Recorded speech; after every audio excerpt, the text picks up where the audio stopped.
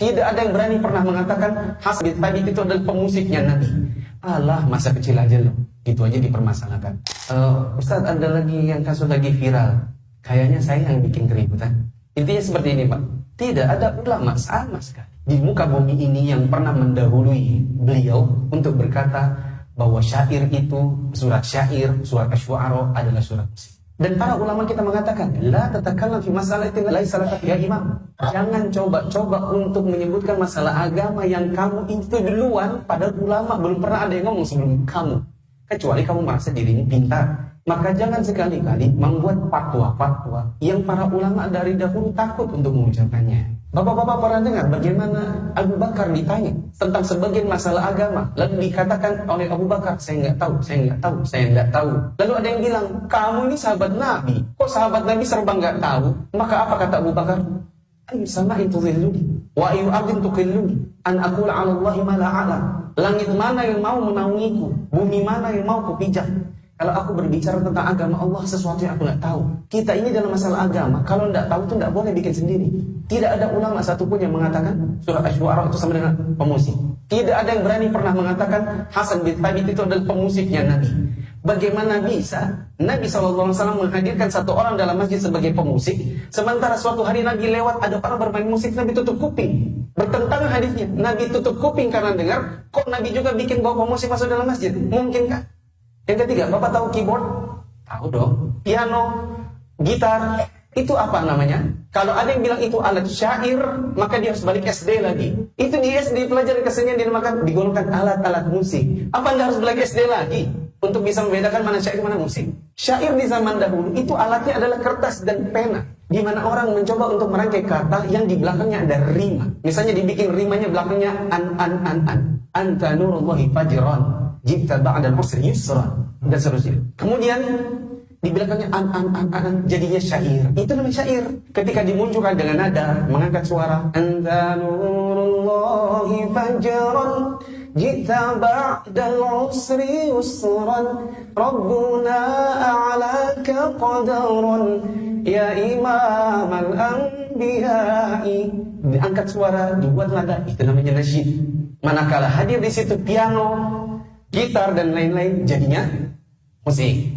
Ini yang kita pahami dari para ulama di zaman dahulu. Belum pernah ada yang berkata seperti perkataan mereka sebelumnya. Kalau kemudian ada yang berkata, alah, masa kecil aja loh. Gitu aja dipermasalahkan. Bagi Anda kecil, bagi kami besar. Kenapa bagi kami besar? Karena ada banyak kemaksiatan yang ada di kalangan kaum muslimin, itu sangat enak dikerjakan kalau ada musik. Orang di mana minum khamr lebih enak kalau ada musik. Lady Companion atau LC itu kerjanya semi-semi, agak-agak kadang-kadang melacur. Itu kalau enaknya di karaoke, di diskotik. Tempat dengerin apa? Musik. Orang bikin lagu, aku sedang ingin bercinta hanya karena sama kamu. Apa yang diajak? Zina. Enaknya ngajak pakai apa? Musik. Orang bikin, ayo mari pacaran, sayangku, hau. Tahun berapa itu? Lebih enak diajak orang berzina, asalkan lebih enak kalau ada musik. Mama, jangan mama sama beta. Dia kan cuma cium beta. Apa yang dilakukan? Jalan menuju perzinahan. Akan semakin enak kalau ada genjrengan gitarnya. Berapa banyak kemungkaran di kalangan kaum muslimin itu dilakukan yang lebih enak kalau ada musiknya. Mana ada murotal dijadikan di Inul Tista. Pas baca murotal, gak ada. Kemudian jangan dirahmati Allah, bagi kami besar. Karena penyebab gempa bumi, tadi malam ada yang kena gempa bumi, tadi malam ada yang goyang rumahnya. Di sini, saya udah keluar dari hotel sama istri saya setengah 12 malam, turun goyang. Di antara penyebab gempa bumi apa? Alat musik. Kata Nabi SAW, saya tufikum ummati khasfun wasfun wa qalfun.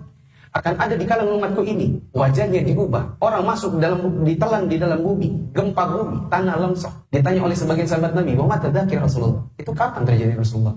Maka Nabi SAW mengatakan, idza syuribatul khamr, bila orang ramai minum khamr, dan ma'azif, orang banyak memainkan alat musik. Banyaknya orang bermain alat musik, semakin banyak lagi ketika banyak ustadz yang dengan getol menghalalkannya. Semakin banyak yang kemudian mendukung, semakin banyak yang melakukan.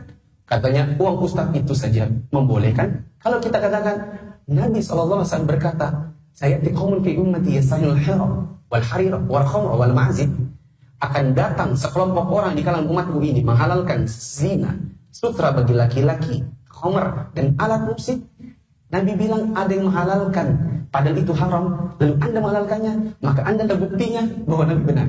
Nabi kan bilang akan datang umat, Anda ternyata buktinya. Bagaimana tidak? Nabi kan berkata dengan wahyu, dan Anda ternyata adalah bukti kebenaran wahyu Allah turunkan kepada Anda. Makanya saya pribadi, mungkin Bapak juga ikuti yang ribut-ribut itu, ya saya lah yang bikin keributan. Karena bagi saya itu permasalahan besar. Kita mau ngajak kaum muslimin di jalan dakwah ini untuk mengajak ke mereka ngaji, membaca Al-Quran, supaya tidak melakukan perzinahan, supaya berhenti dari hal-hal yang sifatnya maksiat. Ternyata datang ustaz-ustaz yang justru ngajak orang untuk keluar, malah membenarkan yang salah. Maka wajib bagi kita untuk mengingkarinya. Kalau seandainya tidak dimengingkarinya, kapan umat paham kalau itu tidak boleh? Kalau ada yang berkata, tapi kan nggak bisa Kak Ustaz, 4 mata. Sudah pernah kami mau 4 mata. Saya sudah datang di sini. Kena ya. Bukan mana, pas kena tangan. Saya sudah datang ke sini. Waktu itu, 2017. Saya sudah datang ke Bekasi, mau cari orangnya. Oh, gak jadi. Sudah. Bukan kita ini tidak mau. Saya sudah datang. Dan saya sudah mencoba. Tapi ternyata tidak bisa. Kalau gitu lewat tulisan. Gak bisa juga, ya sudah, begini. Bukankah Nabi SAW pernah melakukan apa yang saya lakukan? Saya mencontoh perbuatan Nabi. Nabi itu bukan kalau ada apa-apa tuh 4 mata, 4 mata, 4 mata. Tidak selalu 4 mata. Nabi itu pernah ngomong di atas mimbar, disindir orangnya. Semua orang tahu dia. Jadi saya kalau ngomong di media sosial, itu bukan tidak pakai dalil. Siapa yang pernah kena begitu? Ada 2 orang di antaranya. Seorang sahabat namanya Ibnu Lutbiyah atau Ibnu Latabiyah.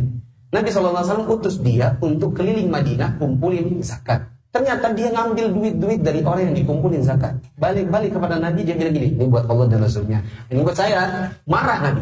Nabi SAW naik ke atas mimbar. Terus disindir. Ada orang, kami suruh kumpulkan zakat. Pulang-pulang ke sini malah bilang, ini untuk Allah dan Rasulnya, dan ini untuk saya. Coba kalau kami tidak tugaskan dia sebagai pengumpul zakat. Apa dia dapat harta begitu? Dan orang tahu itu Ibnu Lutbiyah. Makanya sampai sekarang, sampai kita tahu bahwa itu perbuatannya Ibnu Lutbiyah. Nabi tidak 4 mata sampai Ibnu Lutbiyah. Ada seorang laki-laki, dia punya budak. Budaknya namanya perempuan, namanya Bariroh. Bariroh ini ingin memerdekakan dirinya. Bariroh teman Aisyah. Maka dia datang, oh ya Aisyah, bisakah kalau engkau membeliku? Aku ingin memerdekakan diri. Maka akhirnya Aisyah mengatakan kepada Nabi, ya Rasulullah, kita merdekakan Bariroh. Ya Rasulullah, katanya si tuanya Bariroh, oke, boleh Aisyah beli. Tapi walaknya, walak itu nanti kalau Barirohnya wafat, warisannya buat dia. Itu walaknya. Tapi walaknya maunya buat si tuannya. Marah Nabi. Nabi naik ke atas mimbar. Nabi sindir. Nabi bilang, ada orang mau merdekakan budaknya, terus dia bilang, tapi walaknya buatnya. Tidak bisa. Walak itu buat yang memerdekakannya. Bariroh ini walaknya buat Aisyah, bukan buat tuannya. Semua orang tahu siapa tuannya Bariroh. Artinya jangan dirahmati Allah. Jangan selalu ampun 4 mata. Itu kan nanti membaca. Tidak selalu. Kita kalau seandainya sudah mempublikasikan seperti ini saya sudah dipublikasikan lewat ini. Nanti kalau saya ada yang mengkritik, Ustaz Mufti salah nomor 7, salah nomor 8, antum keliru. Ada yang membantah, saya harus siap. Kalau saya tidak siap, harusnya nggak usah ngajar. Kalaupun mau ngajar, harusnya jangan pakai kamera. Kalau tidak siap dikritik orang, kan Anda sudah siap mau dikritik sana sini, makanya Anda publikasikan gitu.